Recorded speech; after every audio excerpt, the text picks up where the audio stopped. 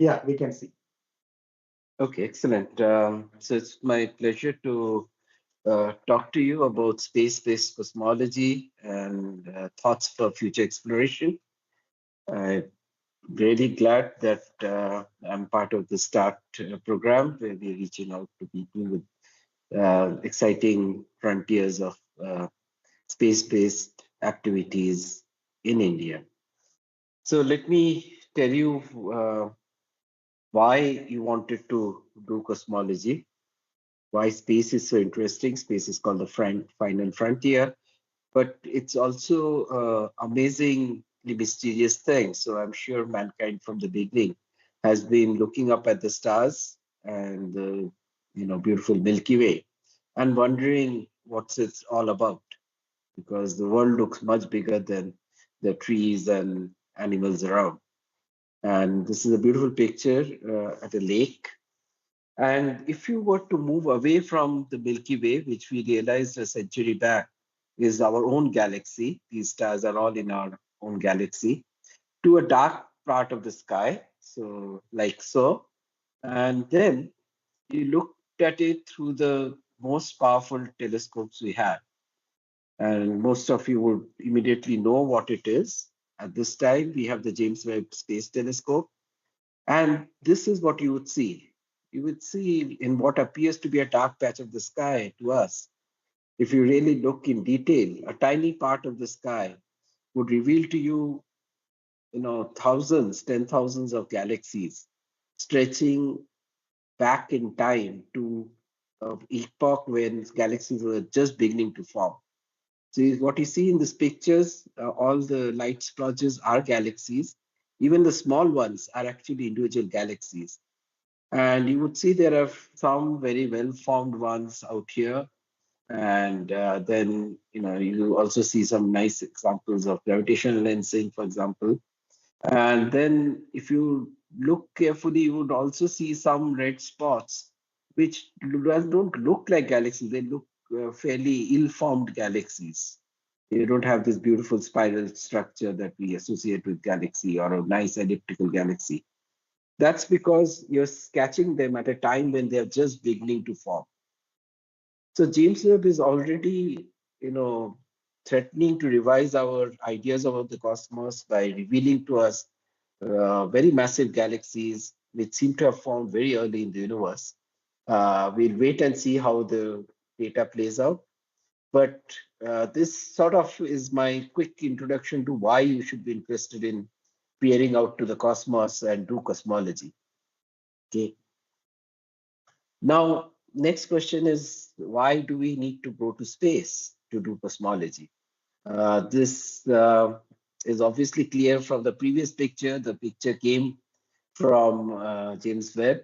And if you were listening to a talk of mine, say a decade back, you would have seen a Hubble Deep Field picture instead, but both are space telescopes, right? That's because our Earth, our lovely Earth, where we live in, has an atmosphere. And in fact, we have life here because of the atmosphere. But the atmosphere also cuts out radiation in certain bands. So the band we are able to see through our own eyes is the visible band. You can see it in the seven colors. And that is only a fraction of what information is available across the spectrum, right from this zero point 0.1 nanometer to hundreds of meter scales. And this is the entire electromagnetic spectrum, and man has really explored all of it. But it so happens that from Earth, we can see the visible light. Then there are certain windows around it that we can probe. And these are windows. So these are basically, we have to go to special places, high altitudes to access these windows. And then again, there's nothing. And then when you get to centimeters scales, to about tens of meters, there's a wide window where radio waves come to us. So radio and visible are things you can do from the ground, but many others are better done from space. And that's because you want to avoid the atmosphere. Okay. So obviously, the whole world has been trying to set out space missions to do science, to understand the universe around the solar system as well as cosmological observatories. So this is a little thing I got from the European Space Agency. And this shows the number of missions they have had, both for solar system exploration uh, as well as the cosmological explorations. So looking far beyond and trying to understand the universe. Similarly, the other major space agency, sorry, I should have said NASA there. Um, so that is this is space science missions from NASA. And again, you can see a whole myriad of things reaching out to the distant universe and trying to see what is out there. ISRO has also, ISRO has had a very long and very fruitful space story itself. We are one of the few spacefaring nations, and we should be very proud of that. Of course, for very good reasons. The first space,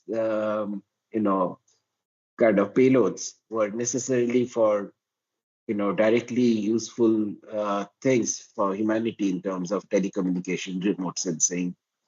But over time, there were a couple of piggyback missions, but devoted scientific missions in astronomy that I'm aware of are AstroSat, which is India's own satellite, which has a very broad range of capabilities from X-ray to UV, and this was launched in 2015. So I think for you, most folks, if you are young people, then this is a good history to start with. But it shows you that India is revving up. So then 2023, we had Aditya L1. Of course, there were many missions to Mars and all. I'm only talking about now missions looking far into the space, okay, well beyond our solar system. But this Aditya L1, of course, looks at our sun. So this was exciting. And then there is a satellite called ExpoSat, which I want to be very proud of, because this is the major payload of that is scientific payload was conceived and designed and fabricated in Raman Research Institute, where I come from. And this is the start of a space exploration, space science missions and space exploration that ISRO is getting into. And it's worthwhile for all academic researchers to start thinking about what should we target next. Okay, so in this talk, what I will try to do is to just sort of give you a very, very biased but my own perspective on what are the exciting things you could do. And again, remember, I'm not talking about just seeing objects, right? So I will pick up only two of the possible missions talked about. One is fairly moved quite ahead, another is almost like a future dream, but it gives you an idea of what you can think of and what you can hope, the kind of experiments that or missions that ISRO may launch in the coming years. And both have been discussed in ISRO at various levels. So I feel confident enough to talk about it. So let's first understand what are we looking for. So the universe is vast, and there are of course galaxies stretching. I told you till they start, began. But if we look into the universe, as you look at distant things, they are also you see them as they were in the past. If you remember in the slide that I showed you about those JWST galaxies, where I said there are galaxies that are so distant that they are barely forming. That means, your light has taken so long that those galaxies had just started forming, and that's what you're seeing now. And those galaxies may have now formed into proper galaxies that we see around us now. So in this time machine, you should remember that we are at the right end. looking out into the universe. And as we look further out, we are seeing the universe in the past. So, of course, now we are full of galaxies and galaxies, and you can see the first three frames are galaxies up to 400 million years. Around 200 million years, you didn't have galaxies formed. That was the time when first stars were lighting up, and that is called the cosmic dawn. They were the first stars and galaxies started coming out of essentially neutral hydrogen. Prior to that, there was a period called dark ages, and so these are just slices. So these are there's an epoch between which is called dark ages, where there was no source of light in the universe. If you were to go to that universe, you should not see anything. There's nothing emitting light. There's only something, a glow that you would see, which is the glow of the very hot universe in the past, and that is the cosmic microwave background. Okay, so I will focus on two ideas to look for these signals using a space mission. Okay, so the first one is trying to, as I said, see this transition from the cosmic dark ages where there's nothing but just gas, neutral gas of hydrogen largely and some 25% helium. And then this gas started collapsing, forming stars. Stars formed galaxies, first stars, first galaxies. And there are two approaches to probing this whole story. And one is from the left. As you see, this is our present. I hope you're able to see present day. And sorry, this is um, out here on actually right end. And you see the well-formed structures of galaxies and network of galaxies here. As we go to earlier times, the galaxies are beginning to form and they are sort of creating this network. So with our telescopes, even with something like Hubble in 2009, we could look this far, okay? And then about zero point 0.7 billion years into the past. And then with improved Hubble and then James Webb, we have been pressing on and seeing the earlier universe. Nevertheless, we can also think of another way of probing it, and that is through measuring the signature of neutral hydrogen. So neutral hydrogen is most abundant, but does not really emit much, except for something in what is called 21 centimeter line, which is technically called a hyperfine splitting line. It's have a hyperfine transition line, and, and that is one way you can see neutral hydrogen. I'm sure you must be aware that as you look into the past, you are also seeing light which is redshifted. And that's a cosmological fact that as you go into the distant universe, you're looking at the universe in the past, and at that time the universe was smaller, so wavelength of light was smaller, and in the as light propagates, the wavelength increases and the frequency decreases, and you have a redshift. So the redshift at 21 centimeter line then spreads out over this entire epoch that I don't know whether you can see my pointer, but something between just before the first stars up to the first galaxies and into the plot below. So you would see the temperature of this, the brightness of this gas will actually have a very characteristic pattern as you scan it in wavelengths. But these wavelengths, you notice, are from 20 megahertz to like 200 megahertz, fairly low. It's below the AM bands and all that we talk about, FM band. And this is a range of frequency that we cannot look out of the galaxy and out of the planet Earth because the ionosphere bounces it back.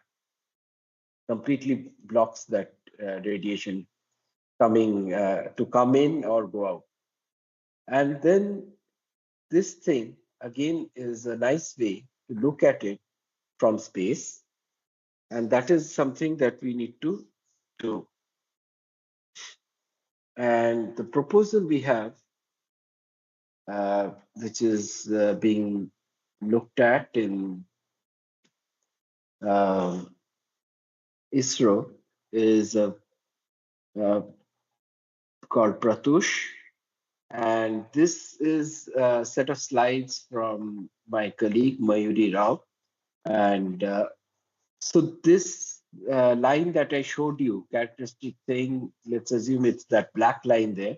It's a kind of a default, model that you can have, vanilla model, which is kind of fiducial model to have in mind that you will have this shape. But depending on the parameters of how stars started forming, how gas collapsed, what were the conditions, how much baryonic matter was available, what was its temperature, all these things, if you put them in, you can have very different lines and a whole family of lines. So this is exhaustive of all possible things people could think of.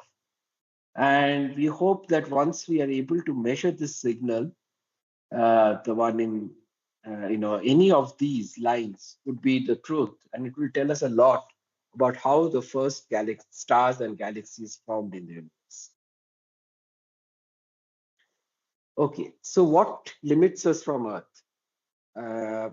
I talked about the ionosphere, but even more limiting is the fact that our Earth is full of radio frequency interference, which is man-made radio noise.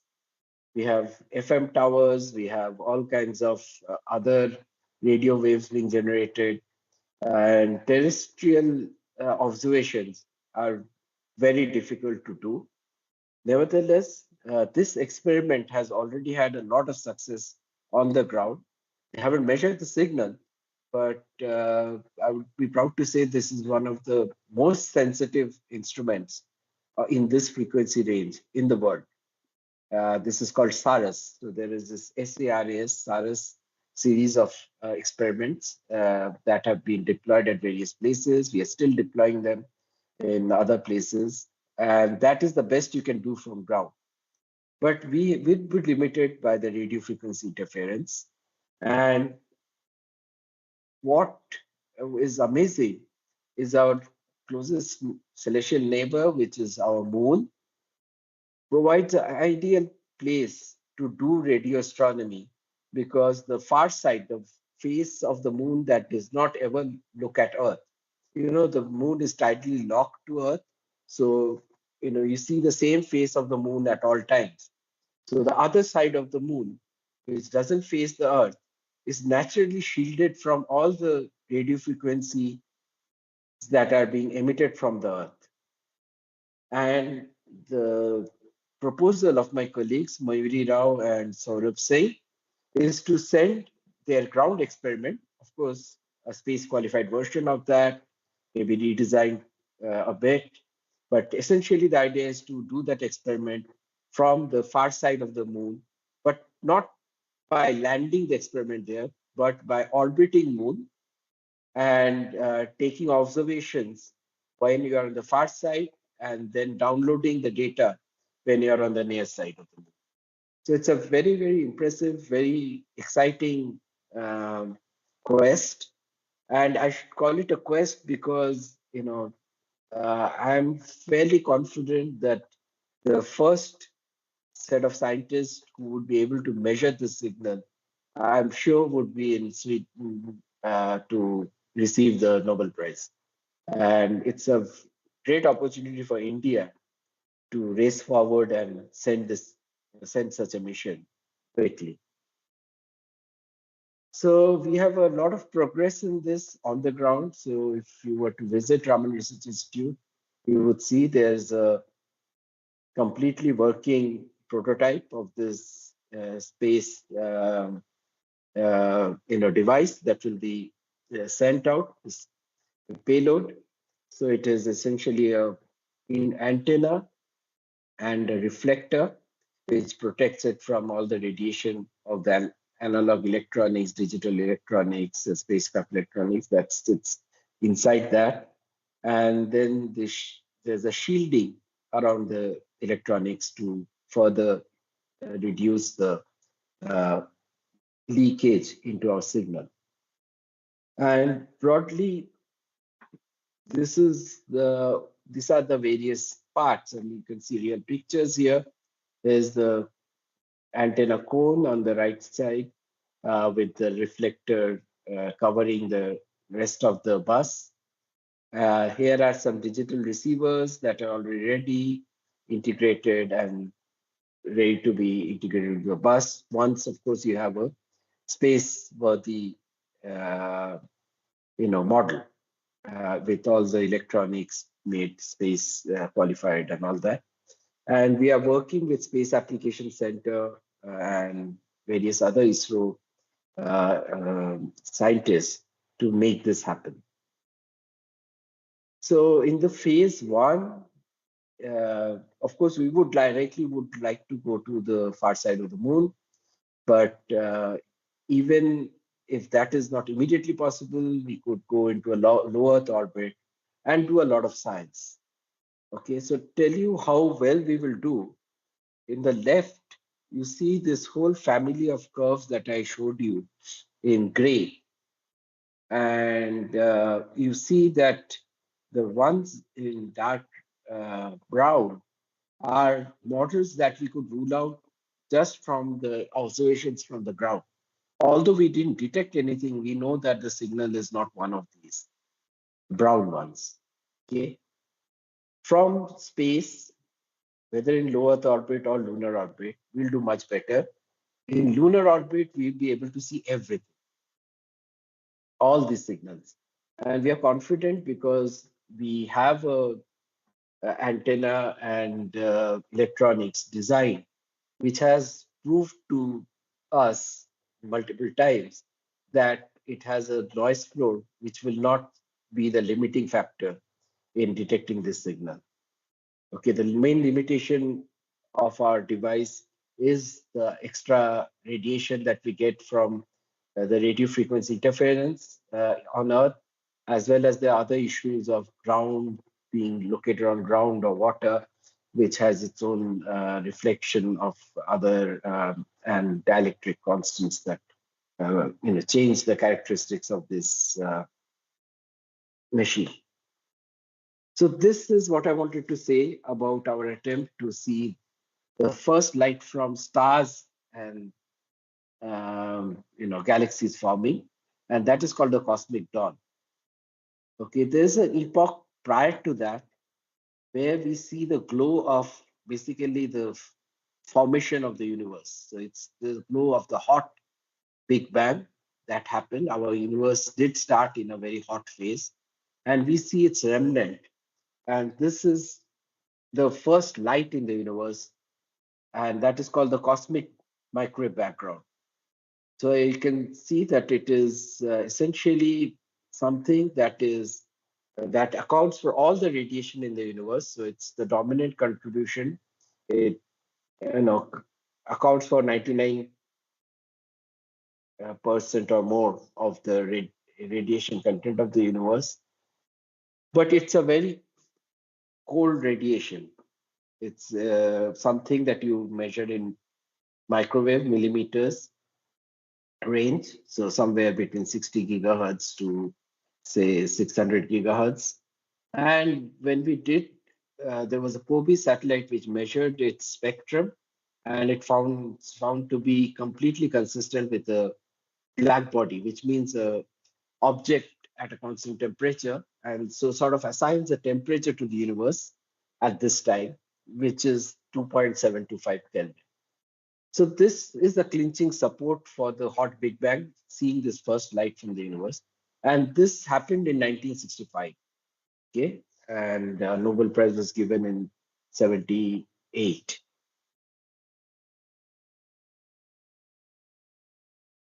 Move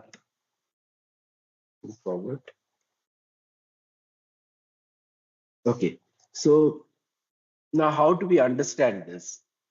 So, as I said, if we do a space-time diagram, if you are aware of space-time diagrams, then this is our universe, slices of the universe at a constant time, stacked up in time. So here's the slice now, which is redshift 0, which means it's here and now. And then when we are looking out into the universe, we are looking at our past light cone. And as I told you, you're looking at the universe in the past, so the universe is hotter. And as the universe, you go further and further into the past, you will hit a time when the universe was, instead of 3 Kelvin, the cosmic microwave background would be 3,300 Kelvin. And that's hot enough to ionize all the hydrogen and helium in the universe. So beyond that, you cannot probe in electromagnetic waves because there's essentially you've hit a plasma surface. Okay. To cut the story short, I mean, if I'm an observer here and now, so let's imagine the cyan dot at the center to be our Earth, and we are looking out into the universe.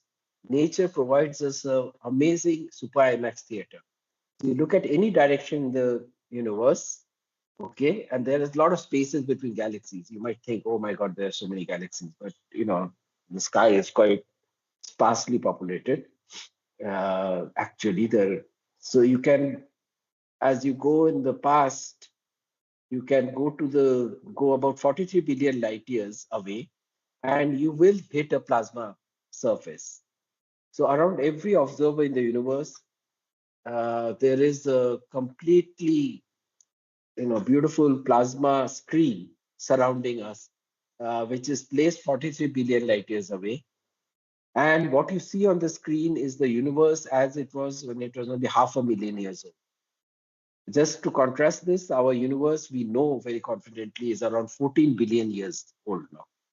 So this is a very early snapshot of the universe and hence reveals to us a lot of details. Now, in this thing that I'm talking about in terms of future thoughts, this is an area which has been explored a lot. Okay. So in 1992, we first saw that the Super IMAX theater actually has something to see. There are small differences in the temperature of the microwave background. I told you it's more or less uniform everywhere, but there are small differences at the level of 10 parts per million. And this is what tells you where all the galaxies and structures came from. So I told you that the stars and galaxies formed from the hydrogen cloud. But if the hydrogen cloud was absolutely uniform, there was no way there would be structures forming.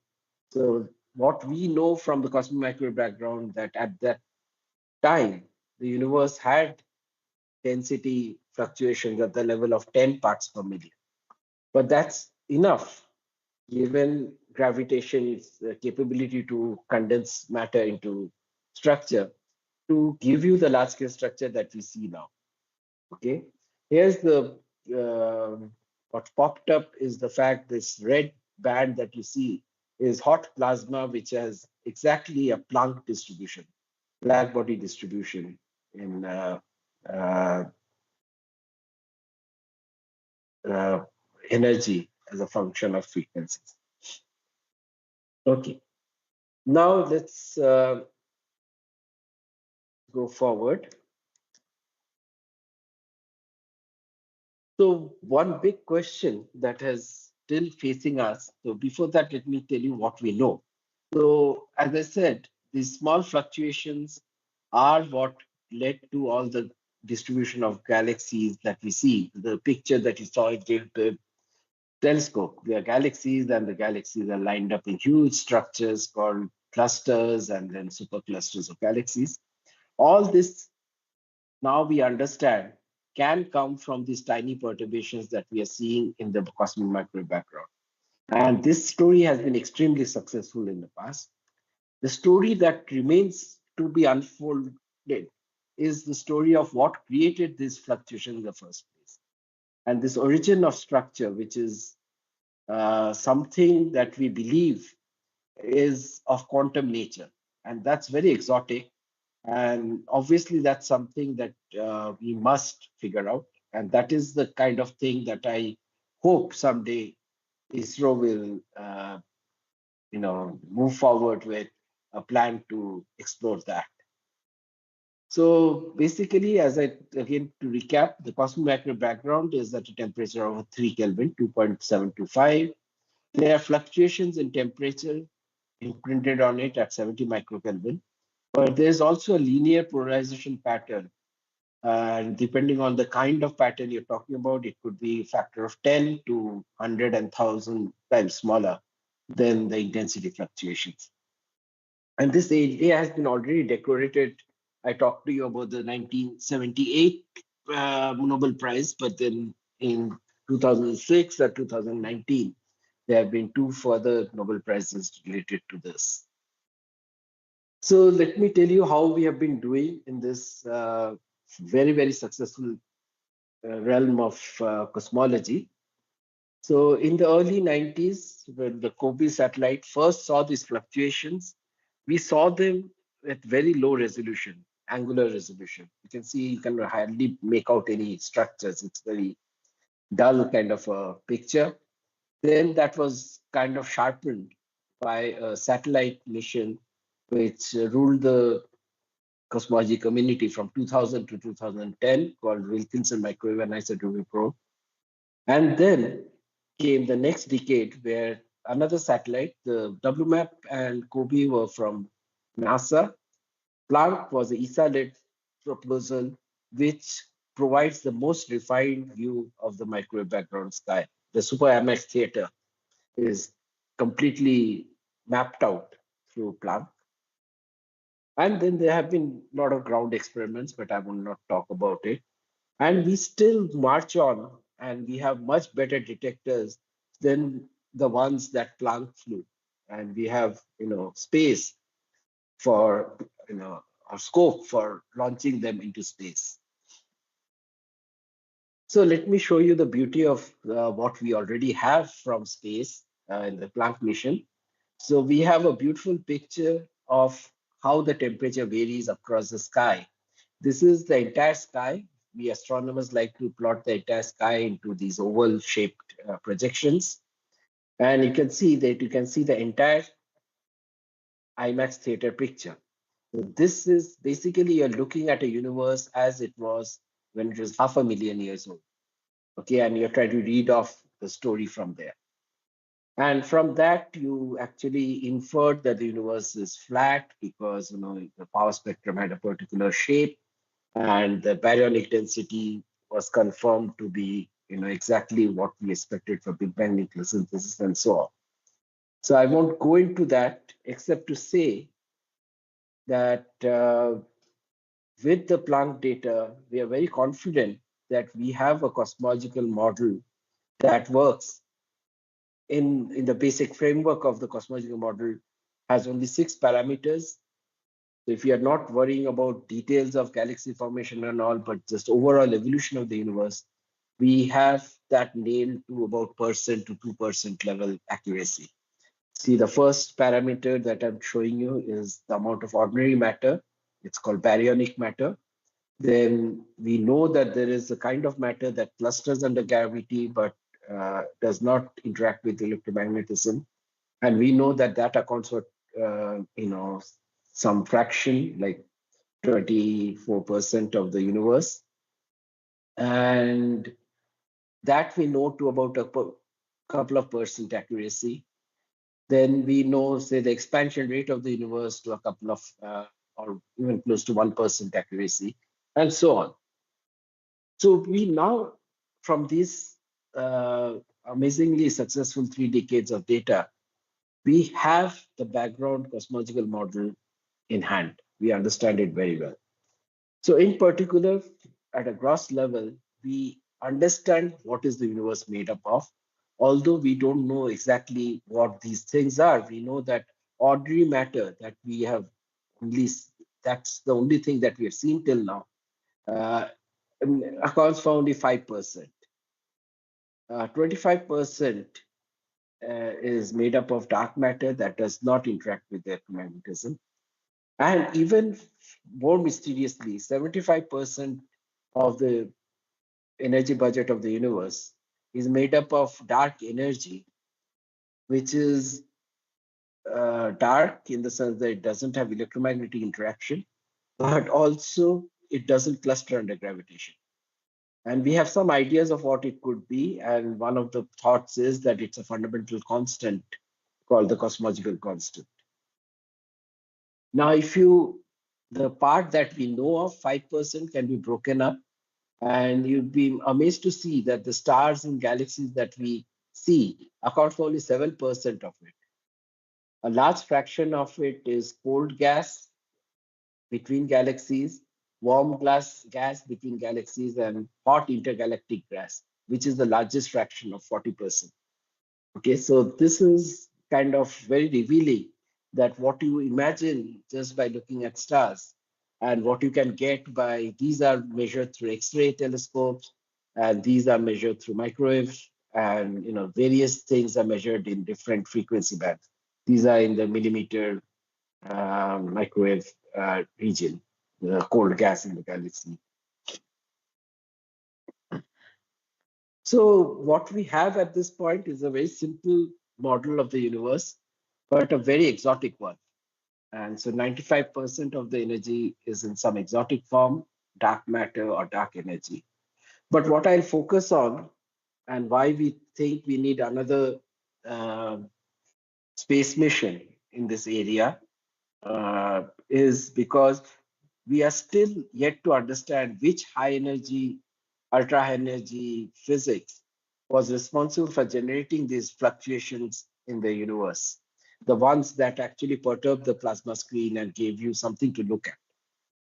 And so the question is, who pinged the cosmic drums? If you think of the universe like a drum which is expanding, then we have a very good understanding of what has happened from this surface that I told you, the super IMAX theater, the plasma screen, to the galaxy formation. But as I told you, we still don't understand what happened before that. And our best guess is these fluctuations are actually quantum fluctuations. So in this age of quantum mission and everything, it's a very nice time to visit the fact that the entire universe and all the structures you see actually grew out of quantum fluctuations. And we have very clear way to go forward. We believe that if the model that we are thinking has, or the scenario we thought has played out in the early universe is correct, then we should see gravitational waves right from the beginning of the universe. And gravitational waves, as you know, can go through everything. Electromagnetic wave is stopped by this plasma screen. The gravitational waves can come right from the beginning of the universe. And we are seeking these gravitational waves. And this is something that we must do for cosmology. So if it's this decade or the next decade or the next decade, I'm sure at some point we will definitely put all our efforts together to see it. So So in only two that, more minutes. sorry? 2 more minutes. Yeah, sure. So this is a quest for primordial gravitational waves.